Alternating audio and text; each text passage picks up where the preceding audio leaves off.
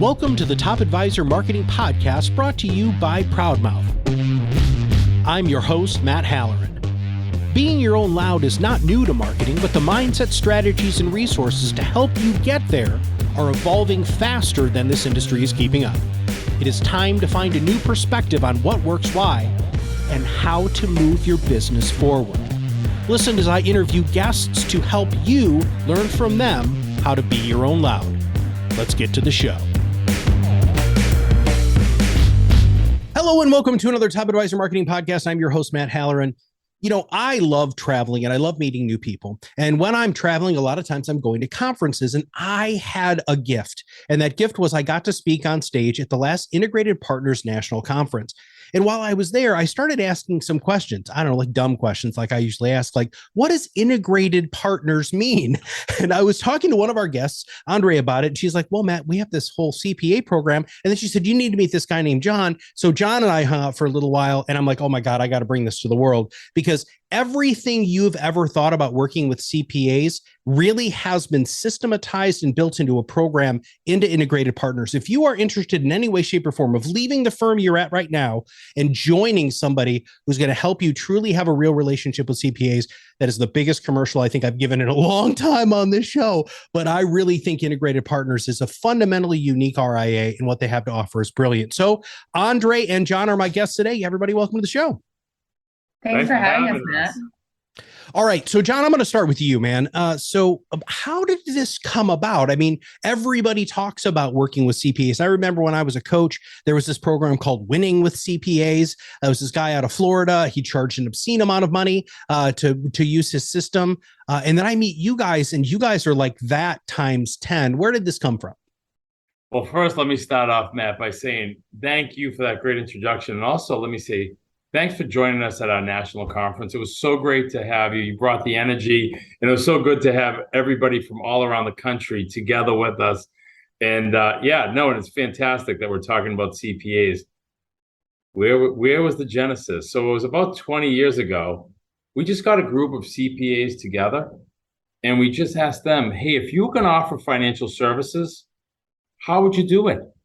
And then we spent the last 20 years, our leader, you met him, Paul Saganey, visionary. I follow him because of his heart and his brain and his leadership. He just said, hey, how do we continuously make this better? How do we improve? So we just took those lessons that we learned from that group of CPAs, and we just built on it. And then we added some incredible people like Andree Mohr to our group, and it just got better and better. And that was the genesis of the Integrated Alliance for CPAs.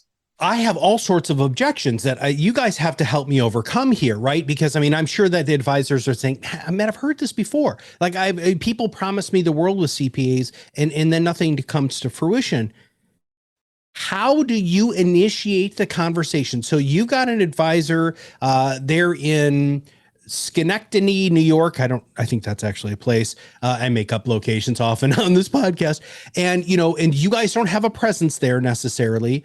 How do you help get an advisor to begin the relationship, nurture this relationship, but then make it so that this actually becomes a mutually beneficial relationship, which is what I think you guys do really well? I would say for our program, we kind of have three key differentiators. So one is our structure and process, one is our marketing, and one is how we share revenue. John does a really good job. He always says Integrated Partners is a definition, our name is a definition of what we do. We integrate partners for the benefit of the clients. So when he takes a CPA through our process, he takes them through a confidence builder meeting. I think what's really important that we do with our process is we talk about being a guest in the CPA's house, being respectful to them, their process, how they work with clients, and how we can ultimately monetize their most important asset, which is how much their clients trust them. So we're big on deepening the relationship. We're always planning first, so CPAs feel confident in our process.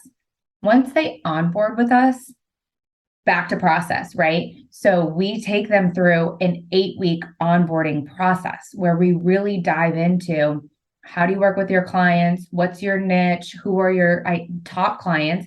How can we help them? And we put together a process that works within the CPA's existing process.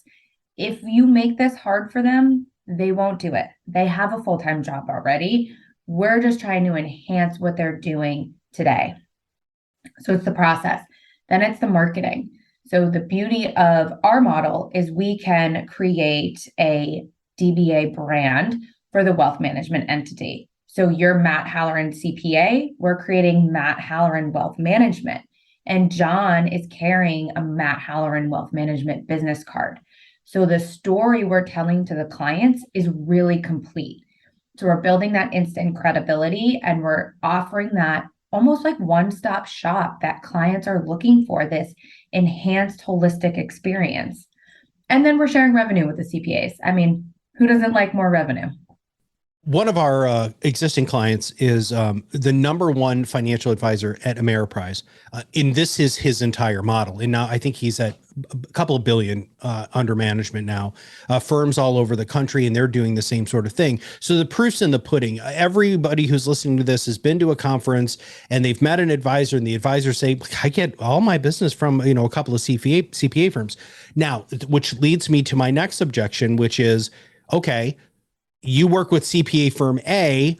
Does that mean that that's the only firm that you've built this business relationship with, in this DBA and this joint revenue sharing? Does that prohibit you from working with other CPAs in the area? So we have about 160 CPA partners in our program. But here's the deal. If we do a good job, because we found the right CPA firm, that's the right match for you, that is growth oriented and has good clients, you may not want more than one CPA partner, because of our process, we're diving into we're getting the advisors working with the top 20% of the CPA's clients. So you're growing your revenue, but you're not doubling your client base. And that helps advisors get to their goals. So it doesn't prohibit an advisor from working with multiple CPA firms, but a lot of the times one is all somebody needs. That's interesting. And it does really make a lot of sense. So I'm assuming that through your discovery process to find the correct CPAs, that you're really able to isolate the right fit. What does that look like? Is this advisor specific? Is this integrated partners experience specific? John, why don't you take that? That's a great question. It really isn't one size fits all. We're so excited that last year we brought on one of the largest national firms to come be a part of our vision and a part of our elite team.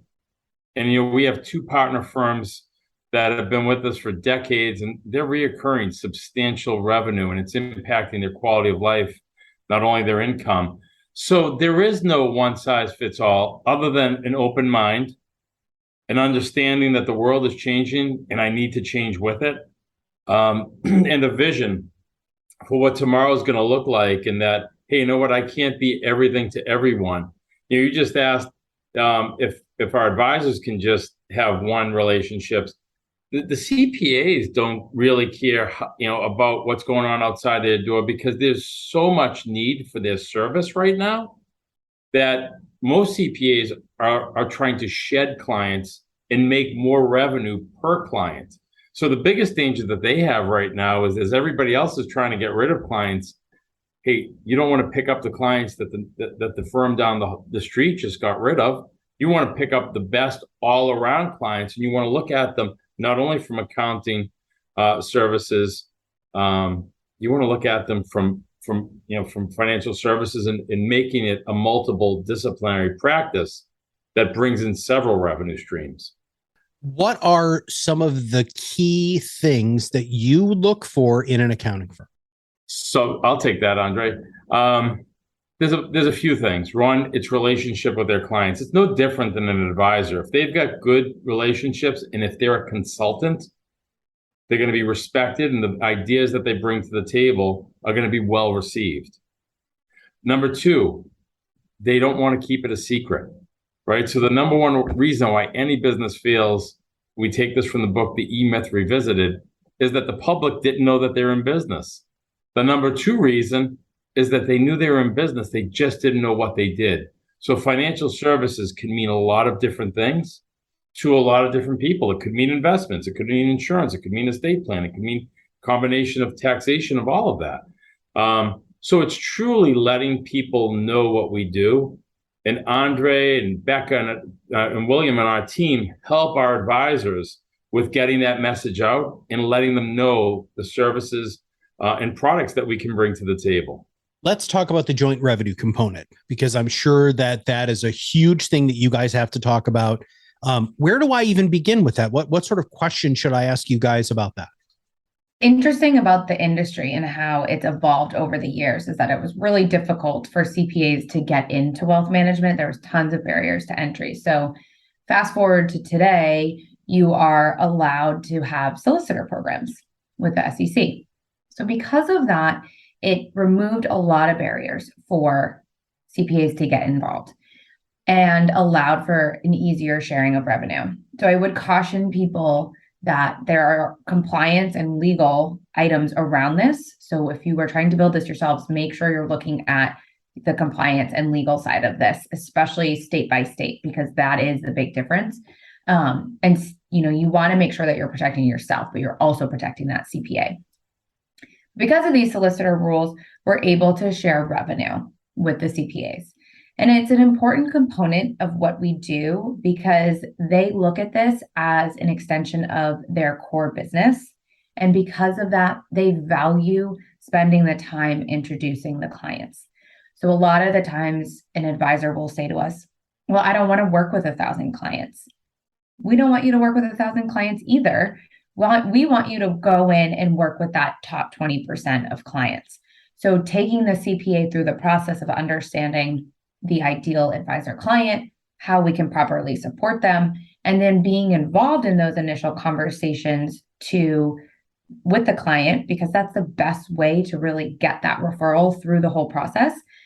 That's where the revenue stream comes into play. Because if I'm just saying, hey, Matt, talk to John, that's not great. But if I'm saying, hey, Matt, John can really help you with your charitable giving and all of these different components, you're like, great, I want to talk to John. I believe in John. So in order to make it successful, sharing revenue just made a lot of sense. And it also, the retention and the closing ratio on clients referred to our advisors by CPAs is very high, because most of the time you're using that most trusted advisor, client saying, CPA is telling me to do this, I'm going to do that. Okay, what are the splits, guys? I mean, rubber meets the road here. How do you figure that out? I mean, are they taking the lion's share of the revenue? Is the advisor? How does that work? Well, it needs to be fair and equitable to both sides. It's that simple, right? The only thing I'd add to Andree's comments, which were great, is that our track record speaks for itself. We're proud to say that in 20 years, because we're fee-based, because we're process-based, because we care about suitability and we care about the rules, we have just done a fantastic job keeping our CPAs not only profitable, but safe. So I'm not trying to avoid your question. What's the split? The split's pretty simple. You know what? It's 50-50. But the magic to that mix is, there might be a few advisors that are saying, geez, that's a steep split. Perhaps, but you're getting in front of clients that you may never have gotten in front of. Let's face it, it's about complexity and it's about client size and moving up market. So that's what it enables our advisors to do. And then we give, included in that, we give a lot of support, not only to the CPA, we give it to the advisors. So that's all included in that split. So we think it's fair. We think it's easy to explain. We just explained it to you in 30 seconds or less. And that's where we came up with that from just from asking our CPAs and our advisors what they thought was fair and equitable. Now, you talked about the solicitor rule with the SEC. Now, do the CPAs have to have any sort of licenses at all? It depends on the state, but in a lot of states, they do not have to have any licenses. Even with life, health, and annuities? Well, okay, good point. Yeah. Not with life, health, and annuities. Those you do need to be licensed in. As our space is shifting, most things are done on the advisory side anyways. So between the solicitor and then a life and health, a CPA is pretty much covered across the board. And Matt, what I would add to that too is it's full and total disclosure. So we spend a lot of time making sure that we don't keep that they're a solicitor a secret either, right? So we make sure that we get the word out, that we have a process for that, and that it complies with all the rules. It is a privilege to be a solicitor, and we never take that for granted. Let's talk about marketing, because this is the Top Advisor Marketing Podcast. So how do you help the advisor and the CPA in this relationship market this new level of service? So the first piece is the brand. We help them put the brand together, get the name, the logo, all of that. We'll put together a website for them, social media if they want that, whatever. Again, we always say we're a guest in your home. So we start by communicating to them all the things we can do, and then we come up with a marketing plan that works for that CPA and advisor. From there, we put them on In Touch Innovations, which is our sister marketing company that does email marketing campaigns. So we do really timely content about topics that relate to financial planning and wealth management. So once we have our initial announcement that goes out, then we have them on the cadence. And honestly, it works really well as a pipeline builder because, again, people read what comes from their CPAs. So we have the CPA plus the advisor on the emails, so they're getting used to seeing the advisor as a component of the CPA firm. And from there, it all depends, again, on what the CPA wants to do. So a lot of our CPAs we do events with, we do targeted marketing campaigns, and then we leverage some additional software to do those targeted marketing campaigns, but we really build out what feels comfortable for the CPA. A lot of our CPAs have really great onboarding processes, so we put in some documents about wealth management and additional services into those, and we just try to make it as easy as possible for the CPAs and the advisors by taking most of it off their plate. You know, what would be a great marketing tool for these relationships is podcasting, but that's a shameless promotion. I'll just leave that there. So I love the integrated, and by the way, I love your guys' marketing system. I had a chance to see behind the scenes with that. I just spaced on her name though. Becca. Yeah. Thank you. Unbelievably impressive. It was just, I was so focused on what she was showing that I don't think I paid enough attention. Yeah. Fun fact about Becca, she's the daughter of our first CPA that believed in us. And that's why she knows that CPA marketplace so well. That's super impressive. Yeah. See, okay. Now here's the $1 question is, what should I have asked you that I didn't? Yeah, I think that's what we've realized is that the CPA world and the advisor world is changing. And you need to be elite to compete in this marketplace. And what we realized, we just spend a lot of time, we came back from CPA FMA, the Headwaters Convention in Utah. We're listening to what our clients' needs are, and it's changing. If you're losing 15% of your employees as a CPA, you've got to find a way to replace not only that 15%, but to grow the firm in a market that needs good people. To do that, it takes inertia, it takes revenue, it takes a lot of things. And I think now more than ever, CPAs are embracing the co-source methodology where we give them a tenured, credentialed individual that's backed up by a team of eagles, whether it be in case design, family office services, from compliance standpoint, and as we just mentioned, from a marketing standpoint. So they don't have the time to go out and do it themselves. They don't want the liability. So we have a mission to double the number of CPAs that we bring on, and we want the best and brightest. And really, I think we're teed up better than any other firm out there to achieve that mission. I was going to just say, I agree with John. The opportunity, if you're an advisor looking to work with a CPA, the opportunity is now, because these best of the best CPA firms are competing and winning against other CPA firms because they're offering these holistic services. So being able to enhance and deepen those client relationships, especially with the CPA's top clients, is really important right now. One of the neat things that happened at your conference, and I was happy about, was seeing how many young advisors had joined the integrated community and family that you guys have there. Is that a barrier that you guys have to overcome with these next gen advisors who are coming in and they're working with an older, kind of old school CPA? How do you help with that? Well, you know what? It's a great question. I think that youth can be confused with inexperience. And our value proposition is to make sure that we're putting a business-ready advisor into a market that they know their niche. So what we do very, very well is make someone expert because our team is behind them. For example, some of our advisors specialize in retirement asset distribution. We call it our lifetime income model. Others are really specialized in family office services and working with high net worth. So I think that what we do, because we've gotten to a certain size, we were just awarded one of the biggest growth RIAs in the country, and we're fortunate that we put a lot of our revenue back into making our team better, is making the advisors that believe in us ready to do business inside of CPA firms or outside in their communities.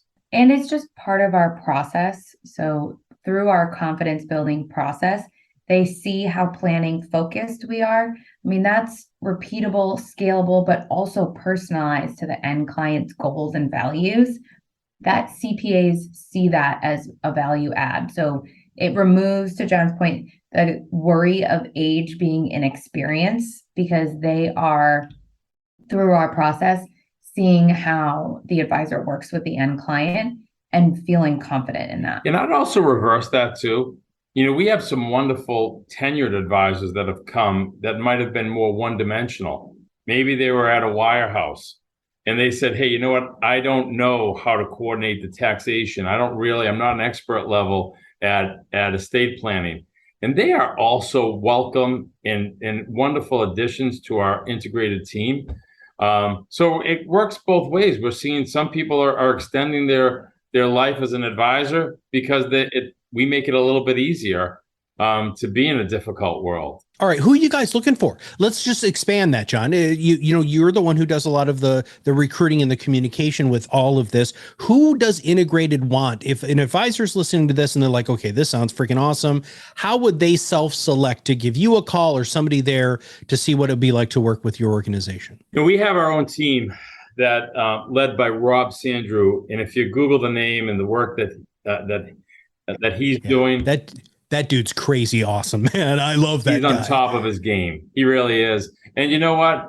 We're looking for people that are not looking to be stagnant. We're looking for people that want to get to the next level. And everybody talks about that next level. What is it? Right? It's moving up market. It's making their practice more efficient. It's working on the business instead of inside the business. And I know those are all cliche, but at the end of the day, we're looking for people that are ready to grow. So our best advisors are somebody that have hit a ceiling of complexity and they want to make a breakthrough. Our best advisors are people that said, hey, you know what? I know I could do better if I was at an independent, multi-custodial, fee-based experience that really focuses on the client. And the client for us is our advisor. So I think it's somebody that's looking to get to that next level.